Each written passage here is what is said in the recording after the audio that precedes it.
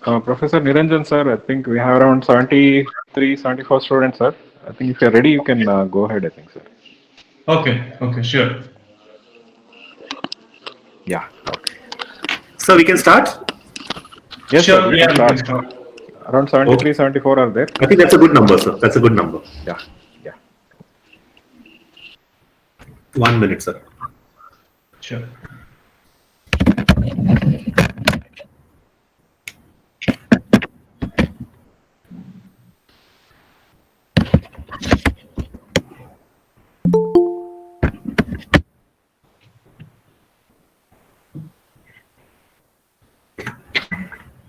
So good afternoon, everyone.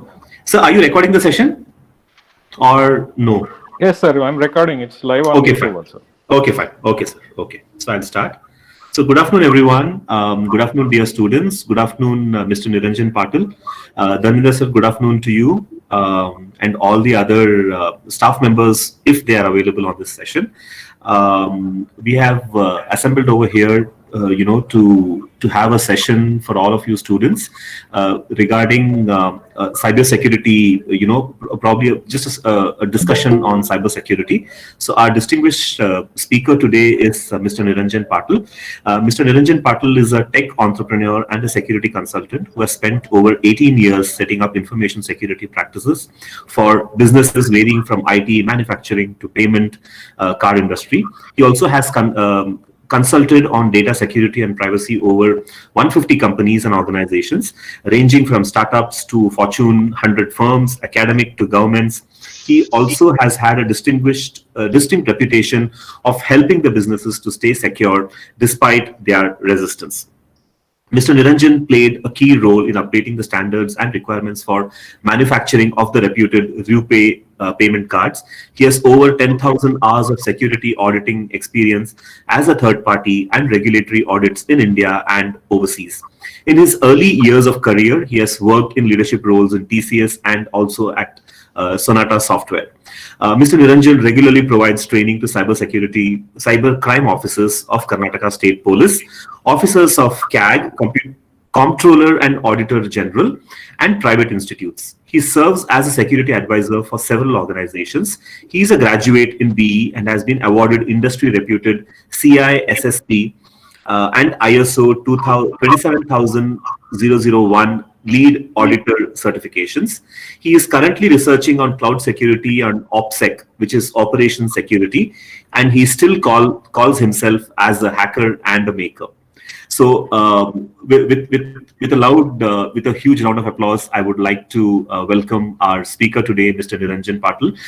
Mr. Niranjan Patil, it's an honor to be hosting you today on behalf of Dayanand Sagar Group of Institutions.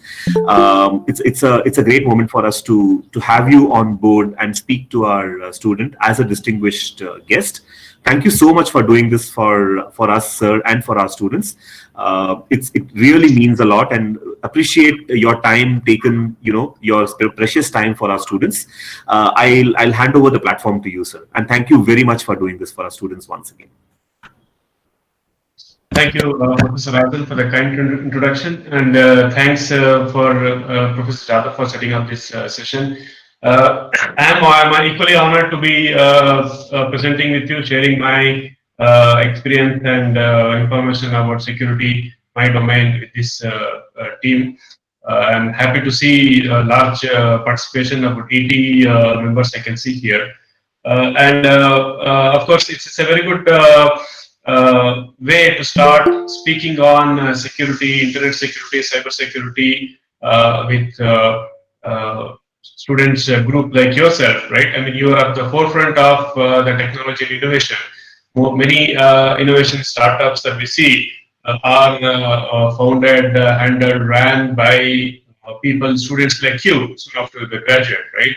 So it's very important for us to be aware of what are the risks in this domain, in this industry, on internet threats that we see on the internet.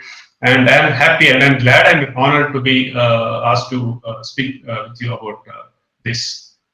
Thanks everybody. Thanks Professor Rajan again.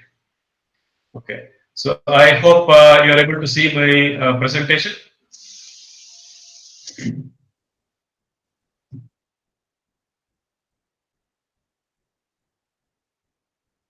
Okay, I take it as an yes.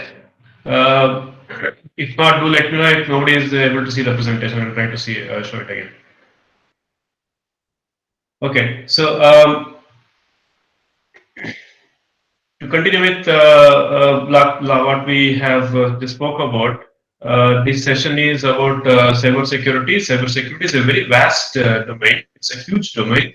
It spreads across so many different verticals and horizontals. It's not specific to IT industry. So it doesn't mean that only software companies or IT industry should worry about cyber security. Any company, anybody in the world who is doing business, who is currently online, right, who is currently providing services, be it manufacturing or pharma or any other industry, should be worried about risks and threats of cyber security. Okay, whether you are in IT domain or not, at one point of time, your company will be using the tools and services, resources of the cyber world. Okay, you cannot do business without the tools, such cyber tools, right? Even from the personal point of view, we cannot survive uh, for long, right? Without any of these tools, we cannot function without our computers, server, even our mobile, right? We can't run a day without having mobile with us. So these devices are so ubiquitous; they're inside our lives. We are so much dependent on them. They have helped us to excel, right? They helped us to improve ourselves. They have helped us to grow our business. At the same time, it also has its own problems, issues, challenges, right? It has both pros and cons. So this is a short, quick session. I'm going to speak about cyber security, what, why, and all those things. Right. So I want to make this session as interactive as possible. Anybody has any questions, do please speak up. You can ask anytime. I'll be able to try to answer them as soon as possible at that moment itself. And anything that you don't understand in the session, please shoot up your questions and doubts. And I would like you to point out, I mean, if there is anything that you want to challenge from what I mentioned, if you have any of your own experience, please share it. I'll be happy to hear about those things. Right.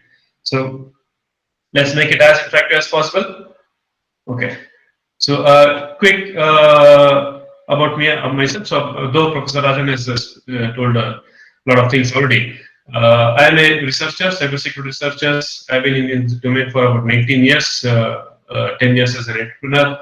I've been working with private organizations and governments, cybercrime, narcotics control bureau, right, law enforcement, apart from the large and medium private businesses. Right?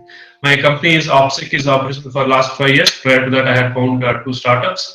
I work in threat modeling, risk assessment, cloud security, and these such and such domains. Right? So I'll skip this. So agenda.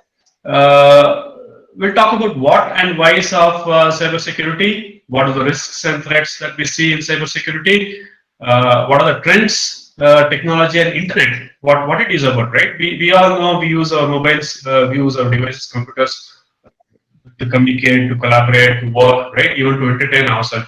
But what are the risks and threats we face from them?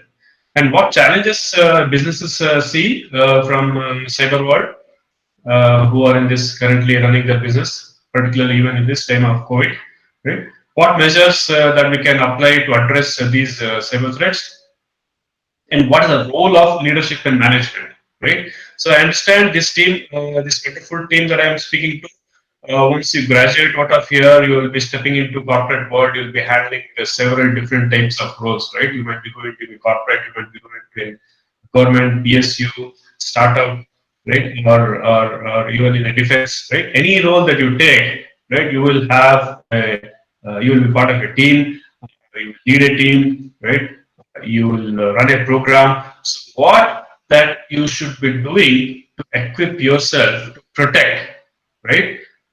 Your business and your team and your interest against the cyber threats and risks. That's what I'm trying to share that here. Of course, but like I said, cyber security is a very vast domain. Okay, it cuts across all industries, all domains, right, all verticals. So I'll try to cover as much as possible. I don't want to overwhelm you with too much information, right? I don't want to skim with very basics of it. I'll try to cover as much as possible, right? And though there is a question session at the end, I welcome you to ask your questions any point of time. Okay. So what and why cyber security? So cyber security is nothing, in simple words, is nothing but protecting systems and information. Okay. So when I say information, at most places, by most areas, cyber security is replaced with information security. Okay, more or less they are same. They are not different, right? Cyber security is more of little inclined to the internet world.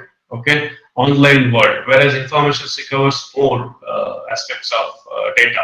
Right, both are protecting data. Right. So at any point of time, when I say information security in this session, you can consider that as cyber security. Okay. So what that we are protecting? Data, computers, networks, and of course people, right? For us, when we design a cyber security program or a cyber security framework, we also or always consider people to be protected. Okay, because by end of the session, you will understand protecting people and then helping people not to get compromised is the most difficult job than protecting any systems. Okay, uh, probably you'll see some examples that I give. Most of the hacking or breaches that have happened or that we have heard of, most of them have happened because of errors by humans. Okay, some of the largest breaches they may not have happened because someone did a very rocket science kind of attack. He did a very innovative attack on some system application he compromised, or he hacked into, or criminal or he or she hacked into some very secure system, right? It may not be the case all the time. Most cases they just have to compromise one person who is in a critical role. Okay, that is good enough. The hacker, he or she, need not spend too much time on breaking the system or an application or a computer. Okay, he just have to compromise the person, right? So that is why we also consider as a very important asset in any company. Okay, apart from HR, of course, HR for me to run a company, people are very important, but at the same time, for me to protect against cyber attacks, okay, helping people to secure themselves or their roles or their jobs is also very important. Okay, keeping them abreast about what is happening, how to protect themselves is also very important, right? So any cybersecurity program should always consider people also, apart from the data, computers, hardware, software, all those things, right? And from what? Of course, I am protecting systems and information. What, right? From digital attacks using computer tools or technical tools, automated tools. It could be a programmatic, right? It could be an AI based. Now the cyber attacks have so advanced that criminals have built AI to compromise systems. Okay, they no longer sit in front of a computer and then start hacking into other their victims' computer or networks. Okay, they have built AI. This AI learns the systems, the environment, the victim's environment, right? The weaknesses in them, and it launches attack by itself. There is no need to intervene by a human, right? A criminal, of course. So such automated attacks are real now. Okay, it's a hypothetical situation. They are real, right? So apart from these kind of digital and real attacks, in real world it can be an offline attack also. Okay, so a cyber security attack need not be. Okay, in most cases it is normally remote. Okay, the criminal, he or she is sitting somewhere in some part of the world. Okay, it could be somewhere sitting in China, US, America, UK. Right, it could be hacking into my company's data. That is true in most cases, right? He's sitting somewhere very far away. He doesn't even need to be physically present here, he or she, right? So that is most of the times that is true. But in some cases, these criminals go a step further, and then they also use offline methods to launch attack. Okay, they might visit our office, they might talk to me, or they might use my systems. They might come to my company as an interview candidate to launch cyber attack. Okay, so these cases have happened all over the world. Okay, even in India, recently there was a hacker who was arrested by Bangalore Security Police, Cyber Police, who was hacking into networks of companies and then uh, uh, uh, extorting them for the money. Okay, so he used some of the offline methods or physical methods to compromise companies' data. Right.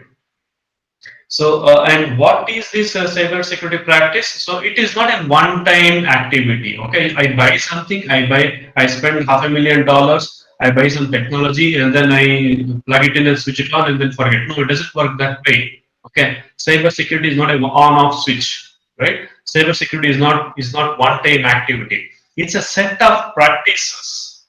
Okay, it's a continuous and it has to be followed every day, right? And it has to be part of the culture and teamwork that wherever that I'm working, whatever I'm doing business, right? So it's a practice of defending systems, right? Attacker is been there is not just one attacker. There could be multiple attackers, right? Once I make a good name in the industry, right? Some of the large companies.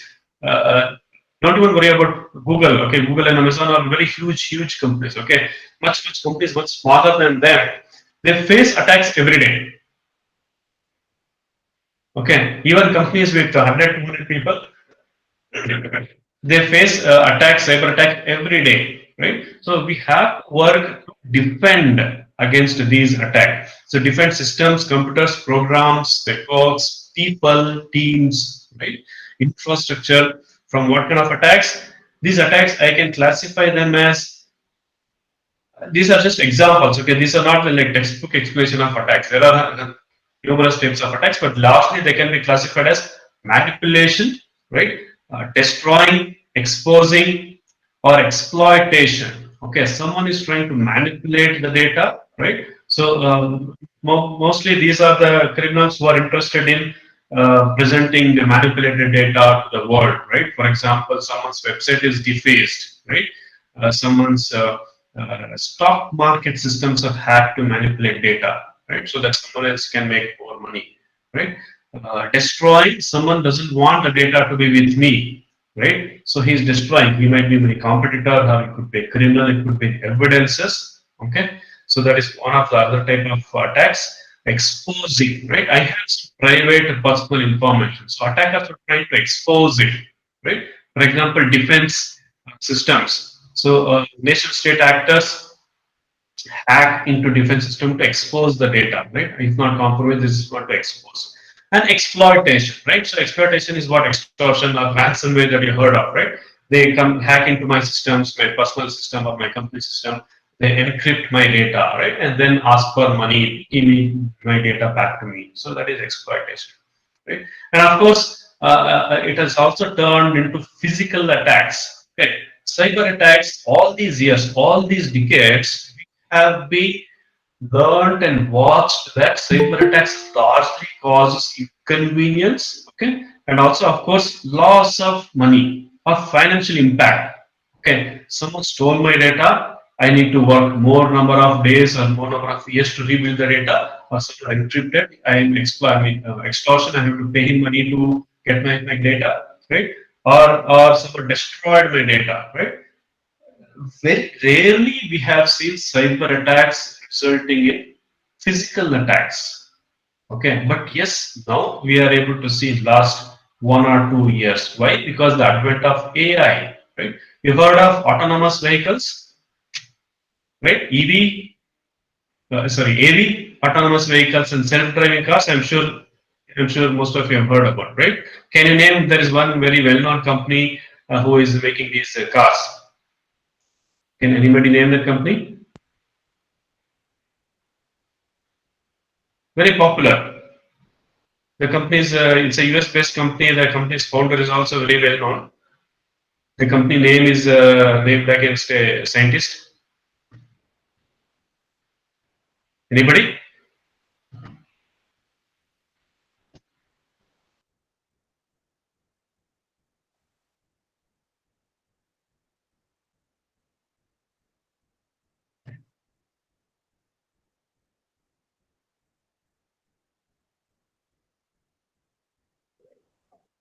No, nobody knows.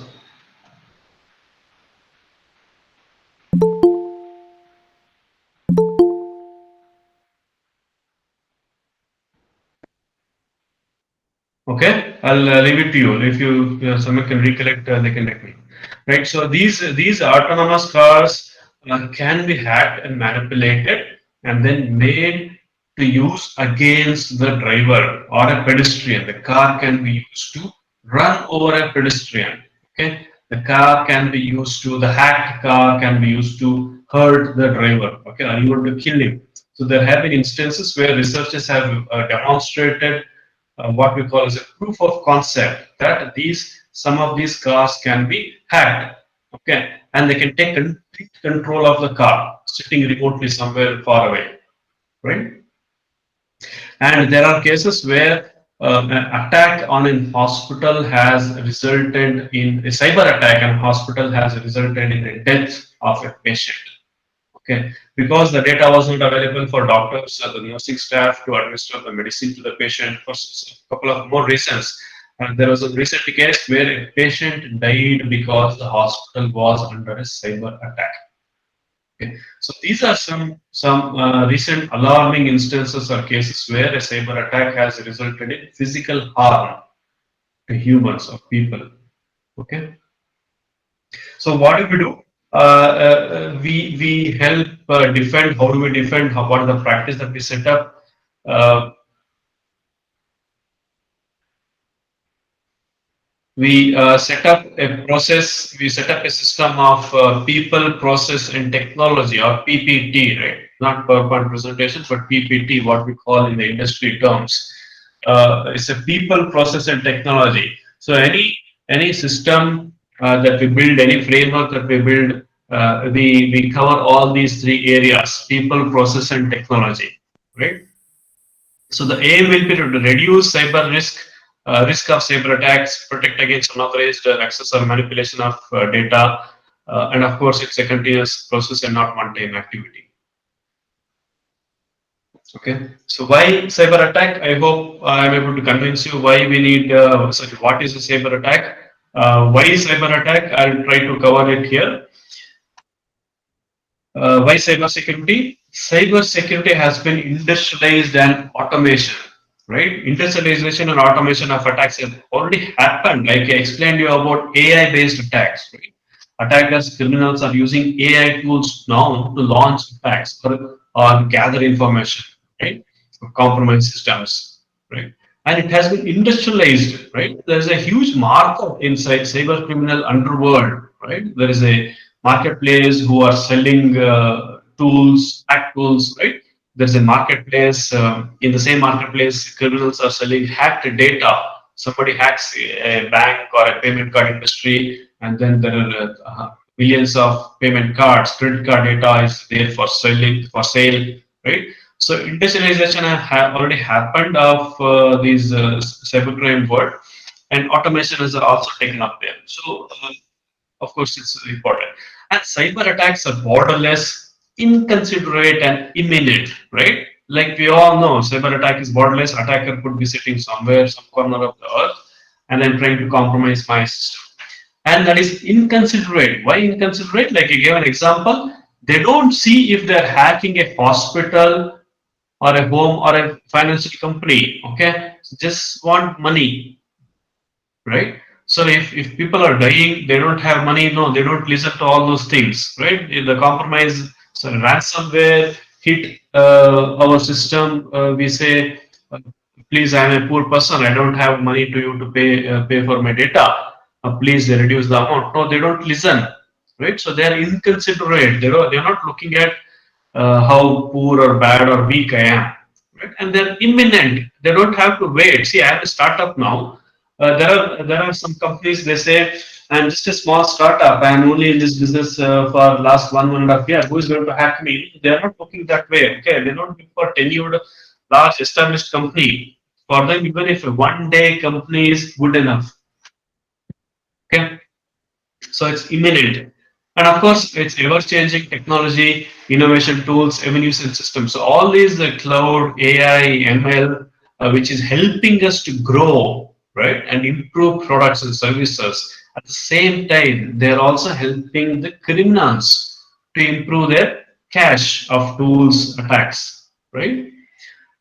And it's getting easy to attack with large marketplace and large cache of tools. And advent of more devices systems than people, digitization, globalization, and expansion. So we all of us carry at least one mobile. Some of them carry two mobiles. Some of them have two computers, right? So the more system, the more devices we have. Of course, most of us have smart devices now, right? Either smartwatch or tracker or smart TV, smart speaker. So more the number of devices, the more attack surface, okay, for criminals to target, right? So wide array of attack targets. Again, like I said, people, government, hospitals, industries, business, defense, banks, education. Okay, even individuals can be attacked. So attackers have a lot of options to compromise, right? So now, hope I am able to convince you why we need cyber security. Any questions before I go on to the next uh, section? Any questions from anybody? Okay. No, sir. So thank you.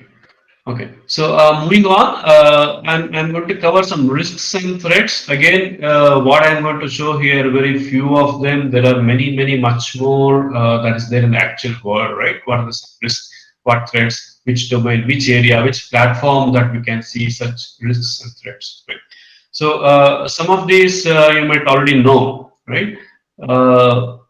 These are the top 5 or 6 categories where we can be attacked, right? Primarily, most important is web, right, or cyber world or internet, what we call. So, because most of us are already connected or always connected, right? Rarely we see anybody who is not connected to internet, right? Most of us are already connected, always connected. Our devices, phones, if not computer, our phones are always remain connected to web or internet, right? So attacks through internet is one of the most popular, easier, and successful, and even efficient, right? These are for criminals. They are very efficient and successful also. So they attack through our websites, online services, email, social media, banking, e-commerce, right, and cloud, even using cloud, right? So we get. I'm not sure. I'm going to cover it later or not. Right? Okay. So how many of you heard of phishing? I'm sure most everyone of you heard of phishing, right? Phishing is an attack where legitimate looking emails are sent to us, right? Telling us we are this email is from your bank. Your account will be shortly disabled. Please log in here to re-enable or reactivate your account, right? And we click on login. We log in with our credentials, but we get some error. Then we forget it. What appears to be is a phishing attack and linked by an attacker or a criminal. It's not a genuine mail from a bank, and we end up losing our money, right? The criminal gets the username and password of a bank, which I entered myself, and then we losing left losing the money, right? So these are one of the typical attacks: spam emails, right? So social media compromise, account compromise, e-commerce, banking compromise, and again same on mobile devices. We get SMSs, right? Most of us will be getting a lot of SMSs, such spam or fake SMS saying, I have won so many $1,000,000. So you have to click on this link and then give this information to give you that prize money, right? Almost 100% of the time, they are fake messages, right? Same, we'll also get a lot of calls saying they are from such and such bank. They're trying to give you a loan, or they're trying to activate an account. So you might have seen that TV series in Netflix, right? I think Jamtara. I'm not able to recollect the name. So it's a beautiful series about cyber attacks. If anyone has not seen, you can watch that, right?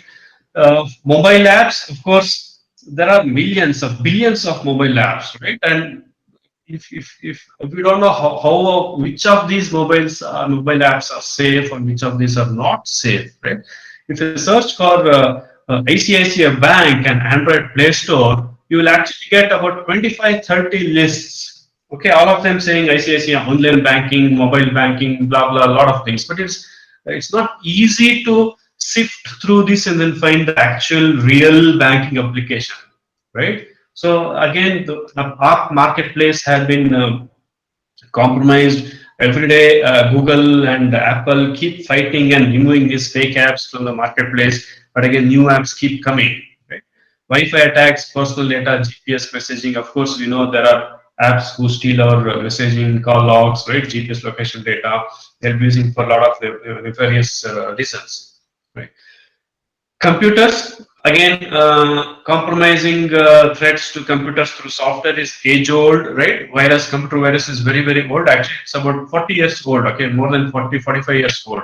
So first computer virus was, I think, written more than 45, 50 years ago by Pakistani, if you don't believe it. Okay, you can Google about it. So hardware compromise also real, email account compromise also real. We know all of us are dependent on email accounts so much. Okay, our email accounts are linked to so many things, not just of exchanging personal information for fun. It is linked to my Aadhaar, it is linked to my bank, it is linked to my mobile connections, right? So imagine if our account gets compromised personally, if my email account gets compromised, I lose access to so many services, right? The hacker criminal can change settings for so many different services if he just gets hold of my email, right? So imagine what damage that they can do. There are so many cases that we get to know every day, right? So many complaints come to cyber police that their email account compromised, and they don't even know their email account compromised, but their other banking systems, applications, tools have been compromised. Okay, someone's email account got compromised. They placed orders on Amazon.com to their other address. The criminals, right? They changed the mobile. Email ID to the mobile connections, and then the mobile SIM were deactivated. So a lot of possible ways to compromise data, right? Physical attacks or documents, payment cards, devices offline. So if someone takes up our mobile, imagine what all they can do. Suppose I don't have a strong password or a key to my mobile. If someone figures out what the pattern that I'm using on my mobile, right? What all they can do, right? And if someone takes gets a copy, even gets an actual original document of my ID proof or address proof, they can use those to do an attack called identity theft. Okay, you know what is an identity theft? Anybody?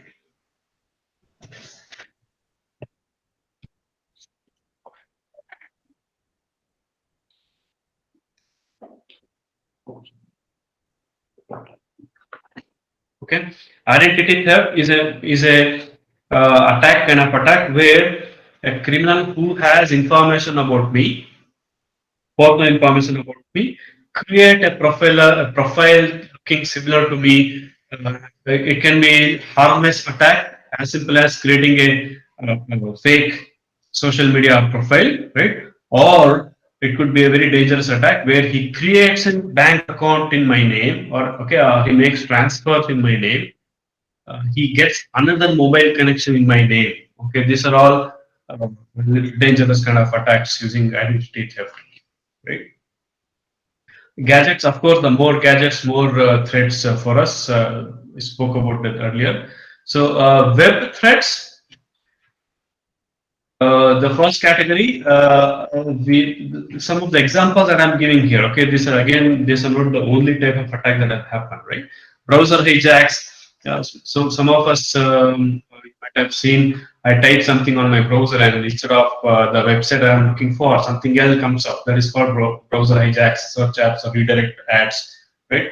Crypto miners, if you heard of bitcoins or cryptocurrency, it needs computing power. So most of these criminals who are in this crypto mining domain, they use our computers to mine the bitcoins, right? Web skimmers or web skimmers. These are all attacks to compromise our cards, okay, payment card. So ATM skimmers you might have heard of, right? There is a small device sits in front of the ATM where you insert the card and then it reads the card data as soon as I insert it. So these are all unauthorized devices placed in the ATM machine. Similar to that, there are something called as a web skimmer.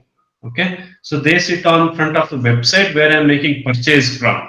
So without my knowledge, they are stealing my card data. Clickjacking, social media and ads. I click on something expecting some other action to happen and something else happen. Right. Most of the time we see harmless such things on social media, Facebook or LinkedIn. They say click on this image to get something new or do something new, but instead of getting it something, clicking on that just to get a like to that image, right? So it's a harmless attack, but clickjacking has been used for some nefarious attacks also. Malwares, we heard of malwares for quite a long time. Trojans, keyloggers, viruses, adware, right? Uh, Trojans which capture our keylogs on the keyboard, right? Whatever the keys that I type, including web passwords, banking passwords, Trojans capture these spywares, trackers, cookies, fingerprinting, right? They try to get information about my personal habits, personal web browsing habits, right? Better sell my data to advertisers. Right? Web microphone hijacks, these are all privacy invasive attacks. Uh, these are all mostly targeted as at individuals, particularly women. We have seen so many cases where such webcams have been hijacked, and then people's private life has they were captured, and then they were later threatened for extortion money. Right? Remote connection apps, AnyDesk, TeamViewer, they're all good desk sharing apps, right? Desktop sharing apps. But these apps are also used for criminal activities. Most of those mobile-based compromise or wallet-based compromise that you see, some of these hackers use these kind of apps. They ask us to install on a mobile and then compromise the data. I'm going to talk about that next slide, right? Okay, not next slide. Okay, here it is. So apart from web threats, mobile threats, we have fake SMS messages. We talked about it, right? Banking lottery, free gift, personal emergency, malicious apps. I talked about. There are a lot of fake apps in the market. If you search for WhatsApp, there are again 50 more apps which say they give some feature of WhatsApp, not genuine apps, right? And there are a lot of apps which talk about antivirus. Now, I mean, I'm sure most of you know we don't need an antivirus for our mobile devices still. Okay, yet we have not reached that time or where we need an antivirus program for our mobiles. It's needed for your computers, of course, but not mobile. But still, there are thousands of antivirus apps on Play Store or App Store, right? And again, there are a lot of apps, lookalike apps, which say I will help you do the ticket booking, bus booking, or train flight booking. They're all fake apps which try to steal data or even banking information. We've heard about UPI wallet scams, right? Collect requests. So there is a payment request comes to us. The hacker says he wants to buy something from us. He says he's transferring money. So instead of him transferring money to me, somehow my money from my account gets transferred to his account, right? So they are all bypassing all these wallet or UPI app practices. Right? So going to the next. If there are no questions, I'll move on to the next of trends and challenges. Any questions you have on web threats, mobile threats, gadgets, physical, computer, these platforms of threats?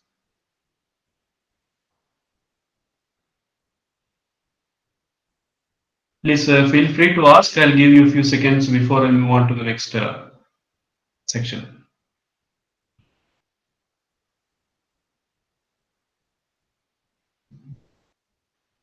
Okay, so next trends and challenges. What all that we are seeing in the industry, how some of the new technologies and innovations are changing the entire landscape of our businesses, right? How do we business, how do we lead our life, right? So you might have all heard of cloud, obviously. Cloud is a very innovative new services that is started by Amazon a couple of decades ago. But there was some aspect of cloud even earlier also. So what is cloud? Cloud is simply, if I want to tell you, as a company, I don't want to invest in servers, hardware, AC, power, generator, blah blah, all those things, right? The server room, data center, and all. So I don't have that much money. I just want some computing to be done. So I rent computing space or storage space public, right? Most of you will if you're using an Android phone, you have something called as a Google Photos, right? If you're using iPhone, you might have something called as an iCloud. They're nothing but a cloud service.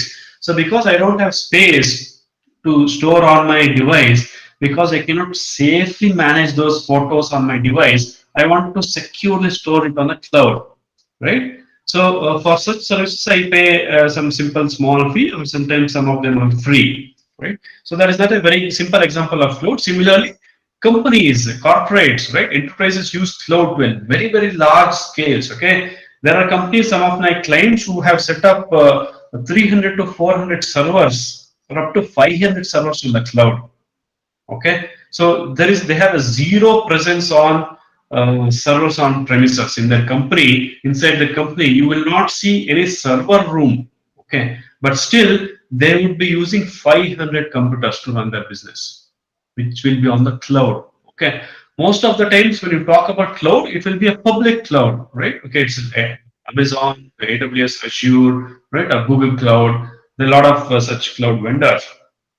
So we set up entire process unit on public cloud, service provider, physical facility, computing resources will all be shared with other customers. Okay, like me, Amazon or Azure will have hundreds of other customers, right? So, and there is something called a private cloud. A large company, very large company, some of the companies have understood that it is not always safe or cheap or cost efficient to run such services on public cloud. So they set up their own private cloud, okay, within their company. Right? It's a confined processing unit within their own physical facility, and computing resources will be dedicated to themselves only, to not be shared by other customers.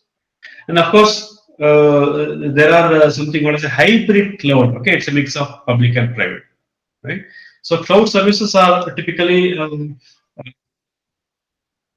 categorized like this: SaaS, PaaS, software as a service, platform as a service, infrastructure as a service, okay, managed services, elastic computing. So all of these are wonderful technologies, wonderful innovations that we have, but each of them have their own risks, okay, and threats that we face, right? So based on what technology, how I am using, what for I am using, right?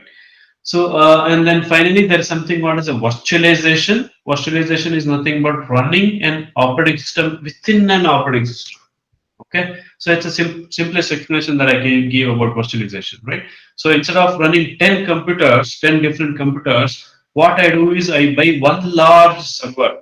Right? In that, I allocate, make slices of 10, allocate each of these to computers. Okay, at the back end, virtualization is what are being used in all these cloud service providers, right? So I can say 90% of the internet companies that is functioning now, most of them, 90% of them are operating on cloud. Okay. Any big large company that you take, any social media that you take, any news organization that you take, any name that you take, most of them are on cloud, right? So this we can say when we say cloud, most even my data, our data, company data, personal data, even government data is on cloud. Okay, in some countries, UK, US, and all, there is a private cloud reserved for government agencies. Okay, because governments wants to keep their data safe, and there is a separate cloud reserved for that. Right. Then most of our data is on internet. Right. When I say cloud, then largely I can say that almost all of our data is on internet, right? The phones that you carry these days, how many of you create when you add a new entry your phone book, right? When you add a new entry of your address book, okay?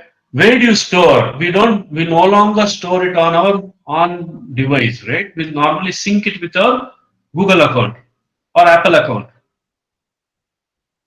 Because if I store it on my device, if I lose my device, I lose those contacts also. Initially, decades ago, when we didn't have any cloud, we used to store contacts on a SIM card. I'm not sure you youngsters know even about that. We used to store contacts in SIM cards, and we could store only about 250 contacts. Okay. Then came a system where we could store contacts on devices. Okay. Now nobody stores on SIM cards or devices; they all store it on the cloud, right? So it's all on internet. It's all on web, right? So now, how is web, right? How huge is web? How large is that web or internet, right? That's I'm going to tell you about that in the next slide. So this is something about web or internet, how it is divided, right? Uh, Most of the sites that we Sir, sorry to access. interrupt.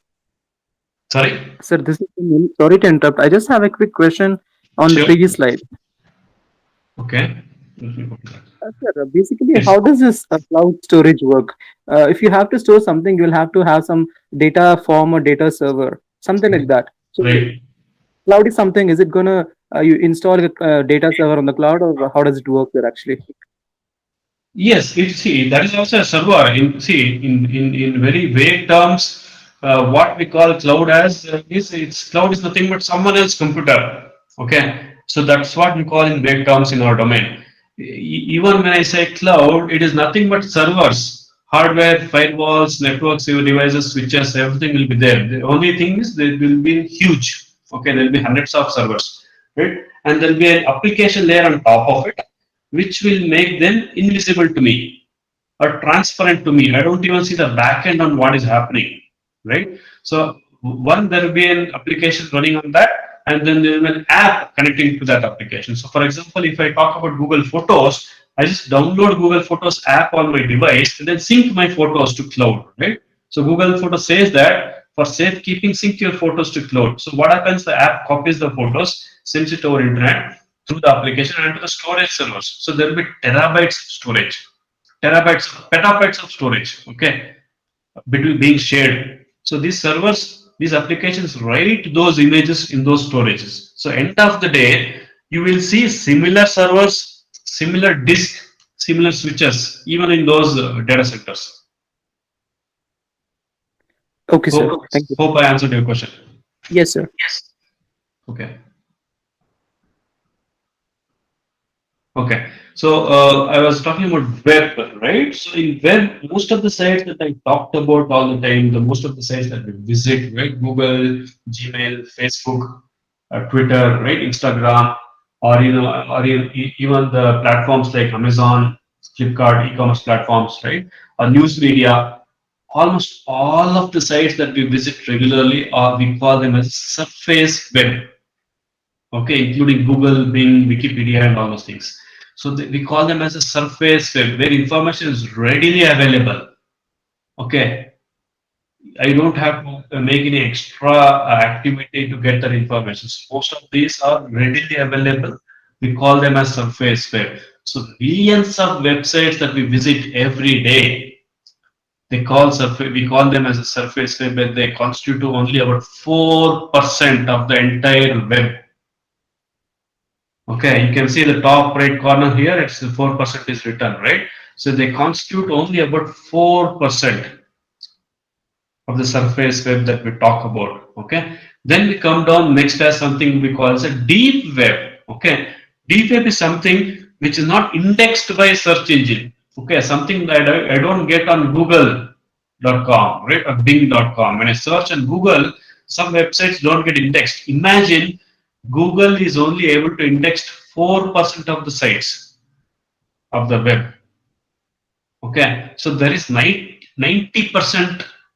the rest of the 90%, what we call as a deep web. Okay, I'm giving some examples here: medical records, legal documents, subscriptions, scientific reports, IEEE databases, right? There are a lot of papers that we write on in IEEE or similar research platforms, government resources, academic records, right? All these where information is not readily visible, information is not indexed by search engines, we call them as deep web, and they constitute up to 90%. Okay, they are not indexed by Google. Okay, for many reasons, hundreds of reasons. One, of course, Google is not able to cover. They themselves don't have some such infrastructure where they can index each and every site. Second, could be that these websites are blocking Google search engines from indexing. Okay. Then the rest 6%, what we call as a dark web. This is very interesting for us because this is where all this cyber criminal activity happens. Okay. Uh, all those industrialization that I talked about, there are marketplace. There are websites which are similar to Flipkart and Amazon on dark web. Okay, where you can buy hacking tools, where you can buy weapons, where you can buy hide for killing, where you can buy hacked data, credit cards, right? Where you can buy personal information. There was shady, like we saw the shady lanes in the movies, right? Bollywood or Hollywood movies, we saw where criminals are all hanging around. These are exactly similar to that dark web. Okay, most of the stuff in dark web is illegal information, unauthorized information. Okay, the law enforcement agencies across the world, even in India, US, UK, they always keep fighting with such uh, illegal activities. Even narcotics are being sold on dark web. Okay, you might have read in newspapers. Uh, Law enforcement in India, they keep catching these guys who are selling narcotics in dark web and all those things, right? So this constitutes to 6% of the web. Okay. So hope I'm clear about this point. Okay, so if no questions, I'll move on to the next.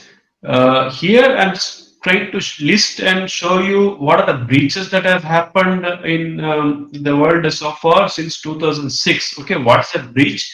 Breach is nothing but compromise of data from a company. Okay, a company is handling some million records of data. Okay, they have been using it could be their customer data, it could be their employee records, or whatever it is. So some criminals, group of criminals come, they compromise the system, and then they dump this data, or they copy they hack the data away from the company. Okay, they take the data away, they copy the data, they move the data, right, illegally, unauthorizedly. So those things are called breaches. Okay, so you can see even big names, Marriott, Equifax, right, Anthem, eBay, JP Morgan Chase. JP Morgan Chase is one of the biggest financial institutes of America, right? Even Yahoo is also one of the largest company. You can see Yahoo had 3 billion records breached. Okay, so Yahoo was a very well-known email services company like Gmail, right? Till last few decades. So all those email accounts Yahoo had, they were breached and compromised, including my own. 20 years ago, 25 years ago, I had a Yahoo account. Okay, including my account, 3 billion records were breached. Okay, so you can look at the company names. M is million, B is billion. Okay, Adobe, Sony, RSA Security. RSA is one of the prominent leading cyber security company in the world. Okay, even their systems were breached.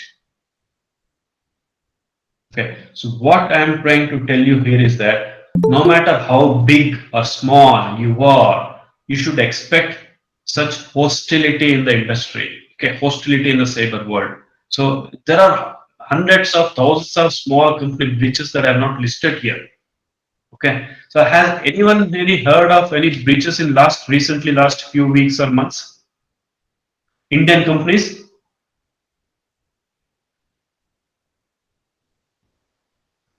I think you're all MBA students, right?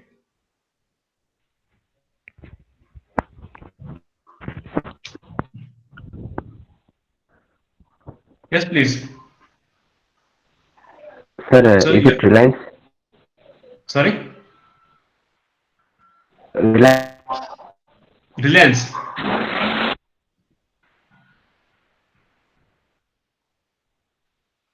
I'm sorry, you're saying Reliance?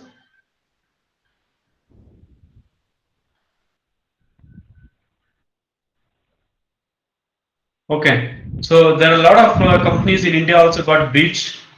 They do come in news. They made news. I'm sure, being as your what you're in the profession that you are, or whatever the education that you're having, you should be abreast with what is happening in the industry, right? So make sure you read. there is one very large hyper local service deliver vegetables, groceries to us. Their systems were hacked. That's what the news said, right? A couple of weeks or months ago.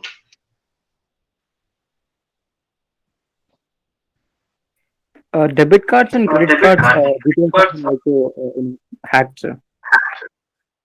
Yes, very good. 1 year ago, hundreds of thousands of debit cards belonging to SBI and so many different banks, they were hacked and breached, and then they're left for they're being sold in the dark web world, right, in the market. Good. Okay. So moving on, this is what I wanted to show you. The dark web world is so lucrative. There are services being sold, there are services being bought, right? And malware, many of the malwares are being sold there from free to $20,000. Okay, some companies do buy malware, shady companies, illegal companies. Okay, spammers or email IDs are being sold for $4 for 1,000 emails to spammers. Okay, so there is an interesting statistics.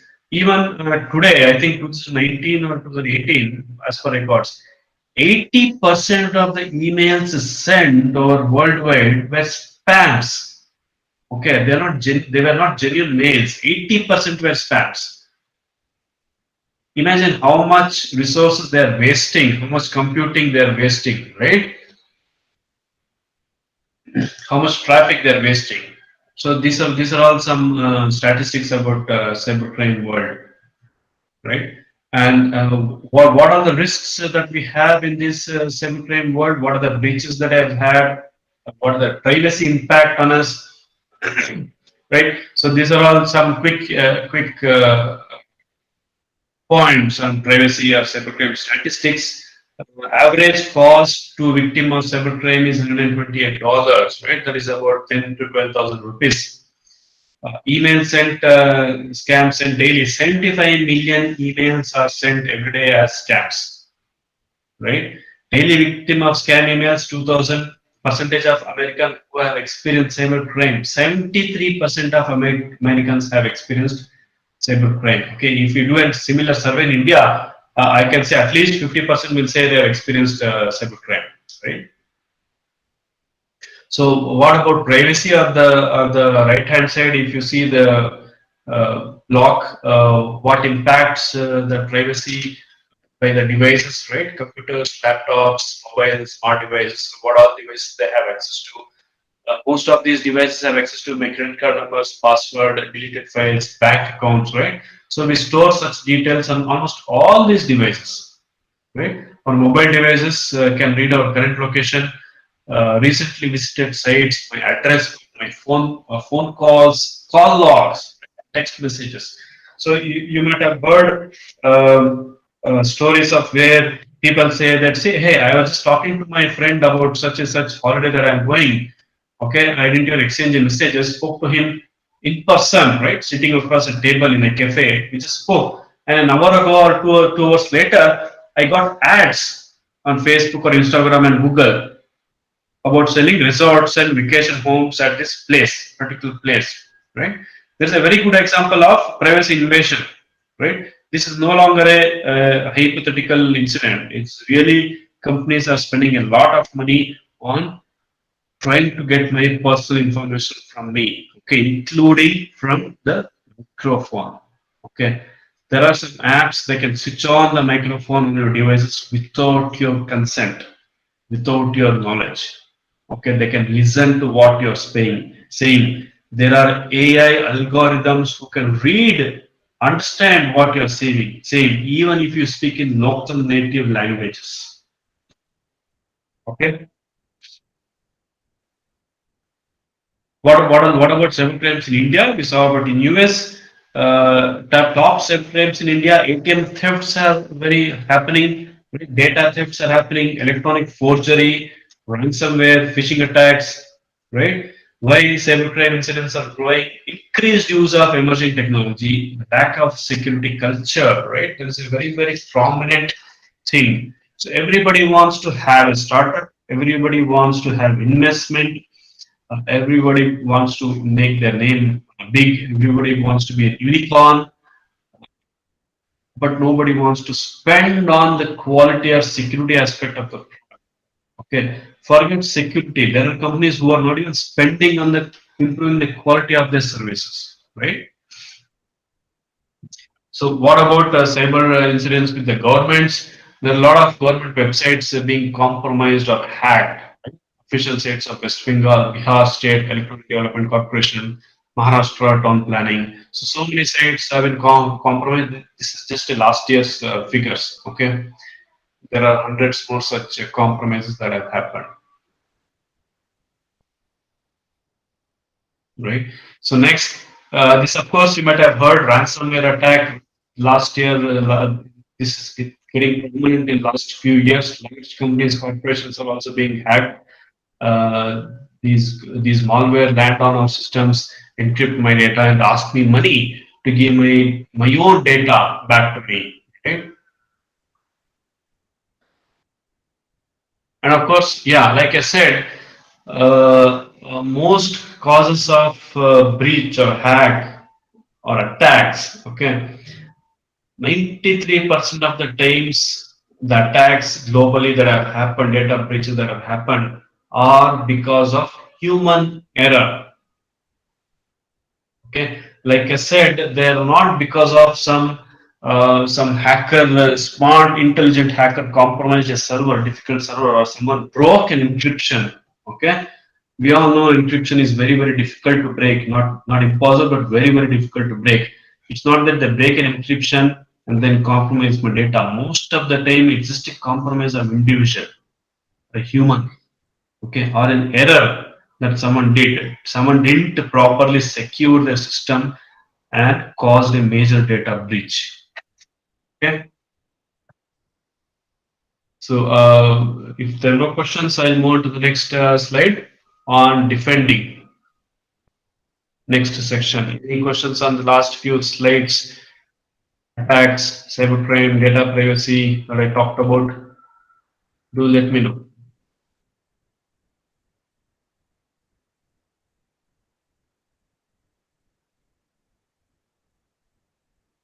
Any questions?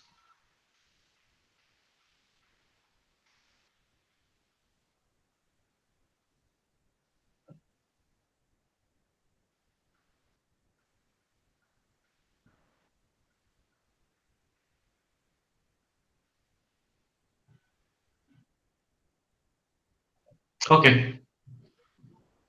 So moving on, in defending, of course, we learned a lot of things about cyber threats, challenges, right? Attacks. But how do we defend? Right? There should be some way that I should defend. And how are companies surviving? Right?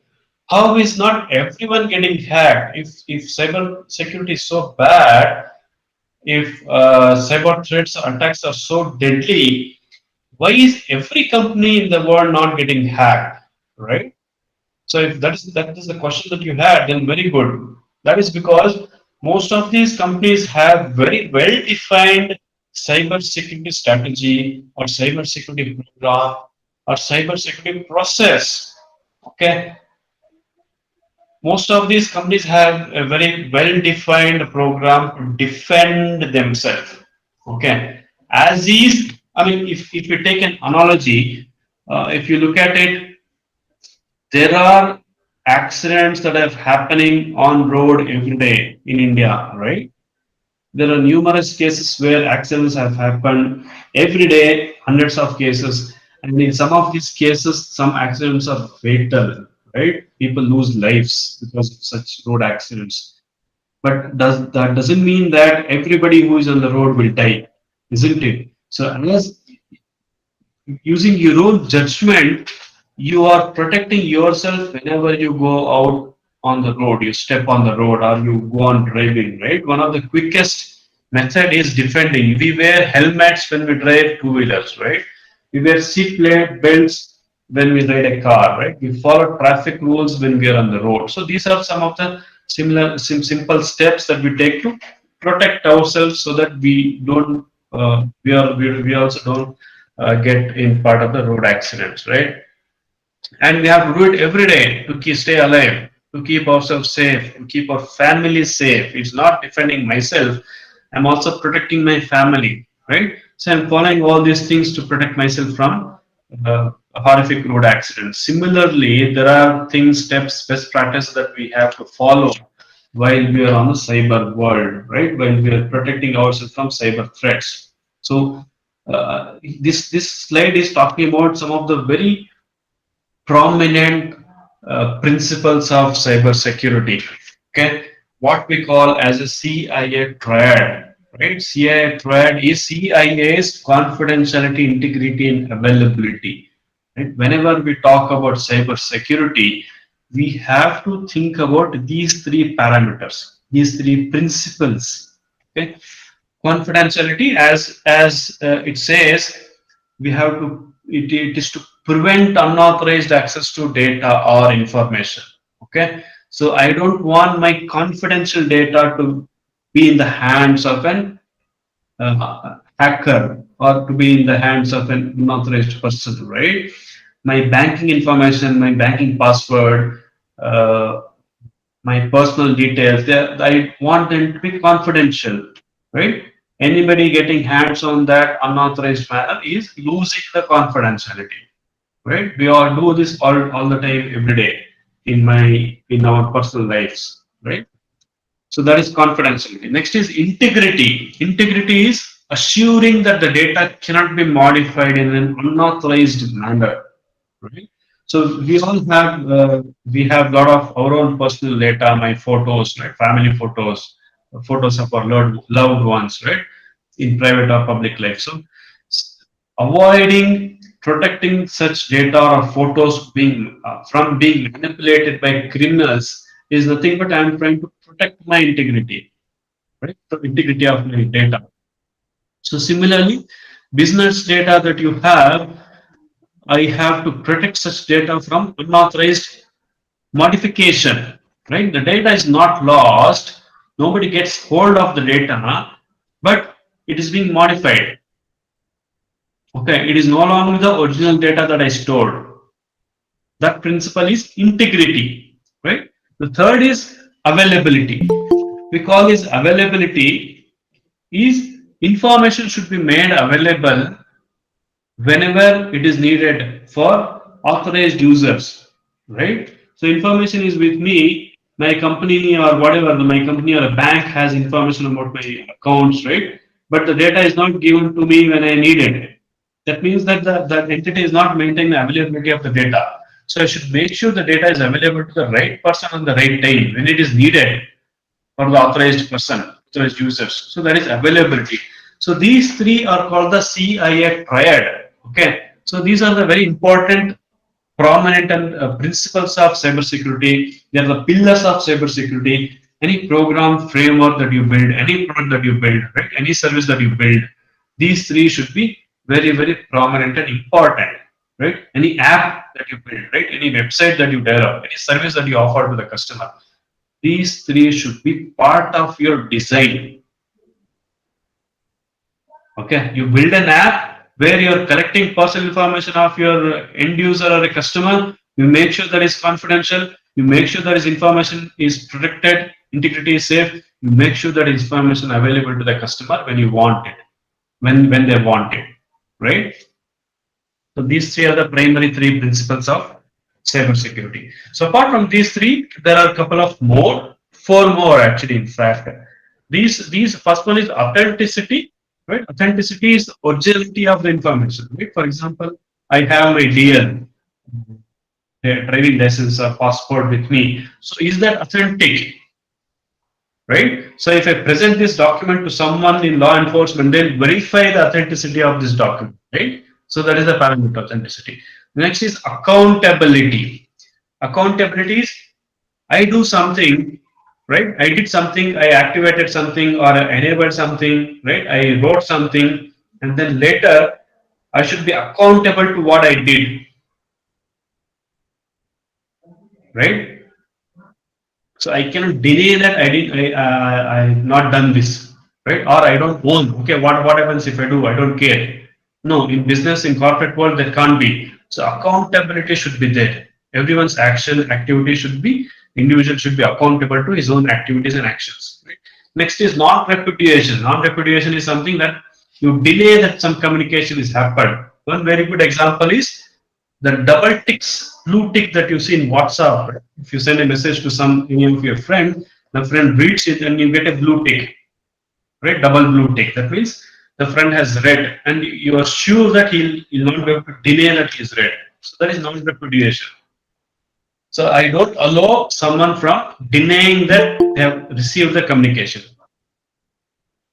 Okay. So finally, reliability. Reliability, of course, we know anything that we buy, from shoes to bikes to cars or houses, mobiles that we buy, we look for reliability of the product.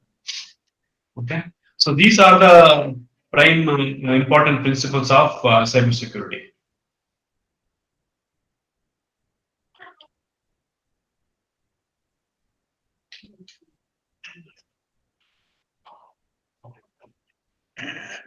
Okay. So how do I use these things? What do I do? How do I create systems? What do I protect? Where to protect? Right? How to protect? So in cybersecurity, uh, we call this something as defense in depth. Okay. So I don't protect only at one layer. Okay. I implement control, or I implement protection mechanisms at all layers. Okay, all layers of systems, technology, application, or access, right? So if I want to keep my data secure, I just don't have to secure one of the physical device, right? By just keeping my device mobile with me, that is not enough, right? I still have to have a PIN or a password or a pattern, either a touch ID or a face ID to my device, right? So here itself, we are already following two layers of protection, right? One is I'm keeping my device always with me, and then in addition to that, I'm also having password to my devices, right? So that my device, even if someone gets my device, my data is not compromised, right? So similarly, we have to employ security at all layers, right? It's physical, platform, network, application, and finally the data also. So data also, some very sensitive data in some places where I store. Okay, despite of having all these three layers, we still encrypt the data. Okay, for example, our passwords, banking information, credit card information, when we are storing that in the servers, right? Despite of having all these three layers of security, we still encrypt the data. Okay, so that is called as a layered security or defense in depth, right? So all these three are all these are practices, right? Five layers that I've given an example. The layers may not be same with you when you're working with, when you're handling your program, right? It could be more layer, it could be less layers, but in principle, this is what it is. It's a defense in depth and layer security. So we have the right practices, build policies, procedures, bring awareness, right, including people, right? So when I talk about physical, that includes people also. So I need to have security at all layers. Okay, am I clear? Any questions?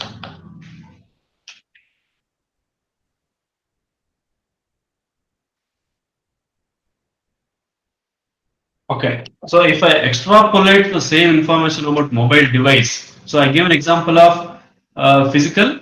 I'm keeping my physical device with me all the time, so I'm not letting it in the hands of any unknown person. Right. Second, platform. I regularly update my mobile operating system. If it's iOS, as soon as the vendor releases an update or a patch, I install it because there could be some vulnerability that they have fixed, right? And then the next network, right? What network I'm connecting it to? Do you connect to any other Wi-Fi network, public Wi-Fi, public insecure Wi-Fi network? No, we always try to connect to a secure network, right? We should always stay connected to a secure network. Don't connect to any unsecured, untrusted public networks, right? So application apps, that you have on your devices, make sure they're updated, make sure they're genuine, make sure they're not fake, right? And finally, data, make sure data what you submit is genuine or a fake, I'm sorry, a real, right? And make sure the data that you have on your devices. Now, most of the modern devices have encryption, right? So make sure that option is enabled on your mobile phones, right? So there's a very good example of layered security, right? So if there are no questions, I'll move to the next slide.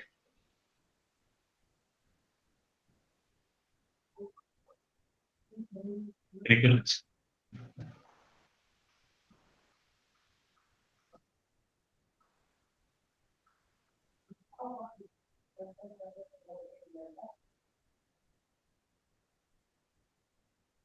Okay. So next, next of this layered security is actions and controls, right? What all actions and controls are broadly that we define in terms of security, right? Like we talked, I gave an example of mobile security. What all I can do? I should have a PIN lock or Face ID or Touch ID or fingerprint biometric authentication for my device, right? Pattern lock, right? So what are these controls are called?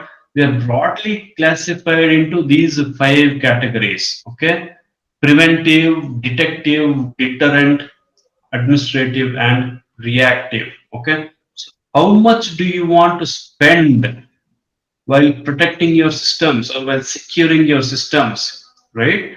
So, for example, preventive control is you prevent something from happening at all. Okay, I don't even, for example, I don't want to use an old version of mobile device where it could be completely insecure, right? So I even prevent it from using. So instead of using an old device, I use a modern device where it is secure enough, right? So next is detective. Detective is something, someone does something on your system, you get to know about it, right? So most of the computers that you use, it gives alerts to you. So if you're using Windows or Mac or Linux systems, they frequently send an alert to you, right? So they send alerts that the scan has been ran and the no antivirus virus is found, right? Or there's an update pending on your system. So they are all detective. So it is detecting, right? Next is deterrent. Deterrent is something having keeping the system safe, right? For example, very good example is having a security guard in front of building is a deterrent control. Okay, administrative control is what we call as a based on policies and procedures. So I define a policy and procedure saying that you should not be doing this, right? If you go to a company, in almost all companies have a policy saying that you should not share your passwords with others, right? So physically, I cannot prevent you from sharing, right? So if you speak, if you reveal your password to one of your colleague, I can't prevent that. But by way of administrative process or a policy, I'm telling you should not be doing this, right? That is administrative control. Then finally, next is reactive control. Despite of having all these things, okay, something still happened on my system, something bad happened on my device, software system, or a business. I should know how should I react. Okay, my system got compromised and my company got breached, but I should be knowing how should I react to it. How should I prevent further damage? Right. So it's not that you should have all of these all the time, but you cannot choose only one of them. Okay, depending on how you operate, where do you operate, what are the threats that you have, right? You should choose either all of them or at least more than two. Okay, so this is largely on how you should define your controls in a company, right? Or even in a personal front also.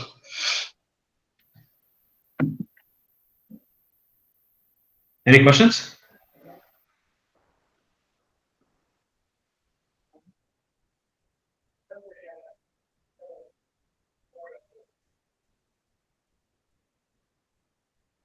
Okay.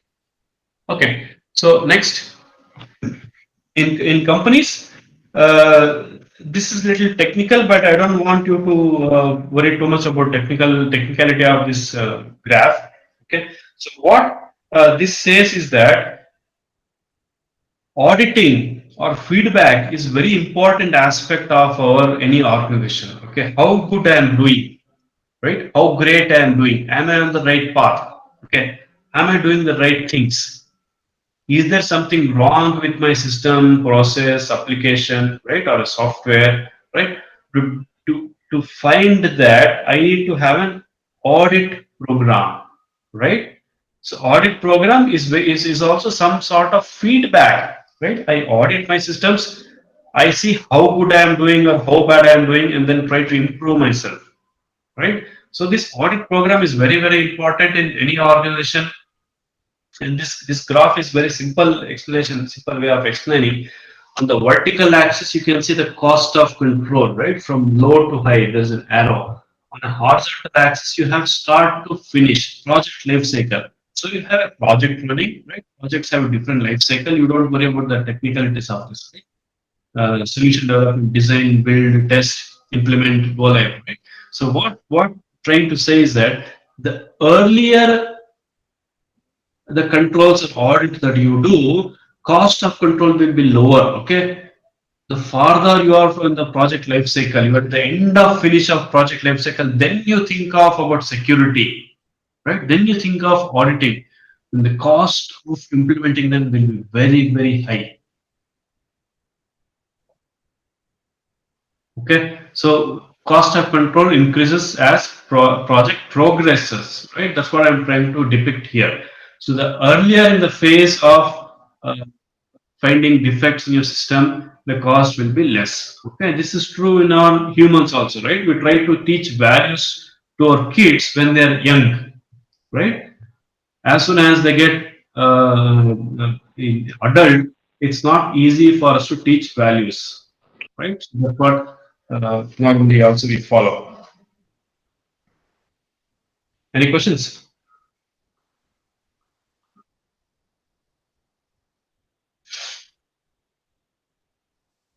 Okay, moving on. Domains of cybersecurity. So, what all areas that we get into in cybersecurity? Again, here this is only in six examples that I am giving. Largely well-known domains in cybersecurity. Okay, they are not the end. They are not the end of it. There are again hundreds of more domains, subdomains within these. Right. So, largely these are the domains that we categorize on how to keep our systems, software tools, businesses, enterprises, government safe, right? Whether you get into an government institute, you get into an educational institute, right? You get into a defense, or you get into a startup or a large corporate, okay? And wherever that you go, right? Whatever work that you, well, whether you join in a policy making, right? Policy writing, right? Whether you're in operations, any area, any domain that you work in, you can find one of these to be fitting in that area. Okay, where you can utilize this to have a proper cyber security program. Okay, or cyber security framework, right? So largely we call it as security engineering.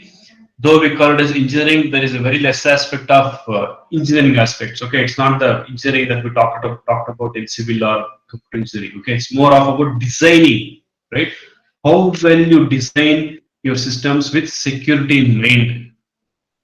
Okay, so during the design and development phase itself, I think of security, right? All those three principles I talked about: confidentiality, integrity, and availability, right? So while I'm developing my system itself, I engineer these things into my design. Okay, so in most of the times, you need a person with a very good vision to see what all can go wrong with my product or a service. Okay, you should have a proper business acumen to find how bad can my company go if I don't develop my product securely. Okay, what all can go wrong? Who all can compromise my system? Okay, how can my customers be affected? Right. So you have to be a visionary to see these things and then have these incorporated in your product design itself. That is called as security engineering. Right. So next is security operations. You have your system in place, you have your application running, you have hundreds of thousands of customers running, but how well is your product doing? How well is your service doing, right? So you run something what is a security operations center or SOC, right? You keep on monitoring what is happening with my system. Okay, it's already built, it's working. Okay, there are thousands of customers are using, so you have to start looking at how your product is behaving, how people are accessing your product, right? What are the things that has gone wrong in your, something failed, right? Is something unusual activity happening? So is unusual activity happening, is an dangerous thing or a non-dangerous thing, right? If there's any, is there any hacker, criminal inside my system, right? All those things are done in the security operations, right? Next is governance. So governance is at a very high level. They sit at the top of the supply chain. They sit at the top of the company, the CXO levels, right? And you define this is what my company's objective should be. Okay, this is what I am doing, and having a company with privacy first policy. Okay, I am having millions of my customers sharing the data with me. So today I'm going to make a decision that I'm not going to sell this data to anybody. Okay, so that is the governance aspect. So if you define such objectives at the top level of your company, then subsequently everybody down the chain have to follow that. Okay, that is called that governance. Next is risk assessment. Risk assessment is something continuously you keep on assessing the risks of the company, right? Today you're operating in Bangalore. Tomorrow you expand your business or company to Chennai, Mumbai, Delhi. So what are the additional risks that you see as you're expanding, right? Today, for example, you're only supplying. Let's take an example. You're only supplying vegetables to all these. People of Bangalore, okay, residents of Bangalore. Tomorrow you decide you'll also be supplying groceries or you will be supplying medicines, right? So what are the risks? Your company makes a decision that from today onwards I'll start looking at supplying medicines to the at doorsteps of the residents of Bangalore. Okay, similar to groceries or vegetables. But what about the risks? What risks that you see? That is a risk assessment. Okay, threat intelligence is again another maturity level. Once you have all these things in place, right? Then you look at threat intelligence, right? This is like counterintelligence. Once a company is sufficiently matured, they have all these things in place, right? Including frameworks and standards, which I'm going to cover later. So they have all these five things already in place, right? But they want to excel further. You want to go one step further, right? What all can go wrong in my company? That is called threat intelligence. So you start gathering intelligence about your company operations and perspective, right? What's happening in the outside world, right? If someone is trying to compromise my data, so that comes out of threat intelligence. So if someone is trying to compromise my data later, right, it might be happening now, but someone is trying to do it, right? So that is called threat intelligence. Finally, frameworks, standards. Here again, I talked about there are already companies, agencies, institutes who have thought all these things. Okay, what I spoke to you about in last 1.5 hours about cyber security. There are companies, agencies, organizations who have thought about these risks and threats, and they have developed set of standards, policies, frameworks for me to use. Okay, for example, there is an organization called ISO, right? ISO standard. If we all have heard about ISO 9000, ISO 9000 is about quality. Okay, so ISO is an organization where they have done all these intelligent think tanks. They have researchers, people in the team who have developed such standards. I just have to adopt that standard. Okay, so similarly, there are hundreds of standards in the world on security, cyber security, information security, privacy. I just have to adopt that standard to my company, to my environment, or to my domain. Okay, I don't have to reinvent again. Okay, you know the phrase, right? Reinvent the wheel. So I don't want to reinvent the same thing again. People have thought about these risks and threats and developed these standards and frameworks. I just have to adopt it. Okay, so you should be open about adopting these things. You should be sufficiently resourceful to adopt such frameworks and standards in your business, right? So these are the top 5 or 6 domains in cybersecurity. There are again much more domains, subdomains under these, right, which is out of the scope of this session. But largely, these are the domains that you can think of, right? So depending on where do you go, what project that you handle, right? If you join an NGO or government, right, or a business, PSU, right, you are in a leadership role, right, you are a managerial role. Any role that you handle, you have to think about cyber threats, cyber risks, right? And then the domains of cyber security that you can utilize. Okay. So, yeah, last, that's the end of my session. Any questions that you have, anything that you want to talk about, anything that you want to ask about, please shoot.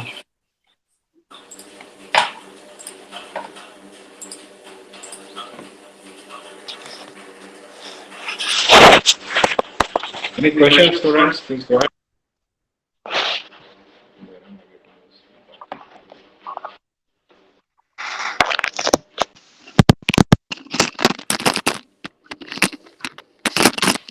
Okay, there is some question asked by Muhammad Faisal an hour ago. Right? Is the usage of cloud services safe? Uh, I can't say that it is not safe, but eventually you would already be, I mean, if you are in this industry, if you are using these online tools, if you are using a mobile, you are already using the cloud services, right? Largely, most of these companies, Google, Amazon, and Apple, largely I can say is safe. They are relatively safe, but irrespective of what all they say, you should always be diligent about how much information you are sharing with anybody, right? The more that you share, the more it is riskier, despite the intentions of the company. Well, intention might be very well, right? But what if some high-end top criminal, nation-state criminal compromise the data, right? So you should be judge of your own data, your own risk, right? In this industry, we always talk about there is an argument between security versus convenience. Okay, anytime that you want to implement any security control, there is an opposition from business team saying that it is an inconvenient to them. Okay, same applies to personal also. So how much of inconvenience that you are ready to accept, right? To make it more secure.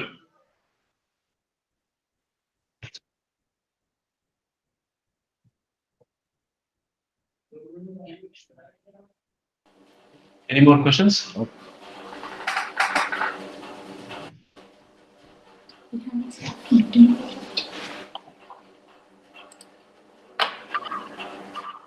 Okay, I think we don't have any more questions there, sir. Thank you Yes, very yes. much, Professor Niranjan. I hope this cyber security is kind of eye opener for all our MBA students, and we really thank you for your time and presentation there. Thank you very much, Sure. sir. Thanks to you also. Thank you. And students, please submit your feedback for which the link is provided on the chat box. Thank you so much. And one announcement, tomorrow 6 to 8 presentation of IPP has been cancelled. So most likely this today's session will be the last session for IPP. Okay, the next will be the mock interviews next week, for which the details will be given later. So thank you, students, and thank you, sir. Thanks everybody. Thanks for participating.